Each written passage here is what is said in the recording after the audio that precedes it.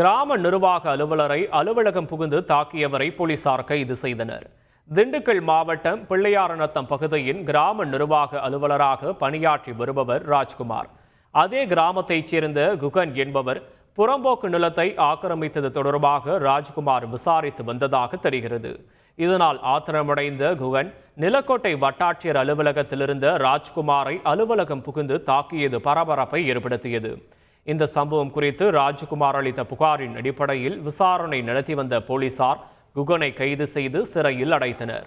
செங்கல்பட்டு அருகே மிருதங்க வாசிப்பாளர் மீது தாக்குதல் நடத்தியவர்களை கைது செய்ய கோரி உறவினர்கள் சாலை மறியலில் ஈடுபட்டதால் போக்குவரத்து பாதிக்கப்பட்டது.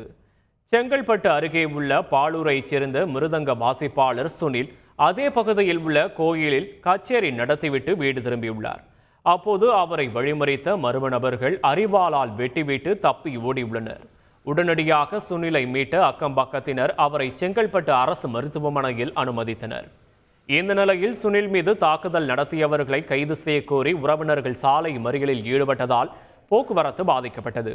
தகவல் அறிந்து வந்த போலீசார் பேச்சுவார்த்தை நடத்தியதை தொடர்ந்து போராட்டம் கைவிடப்பட்டது.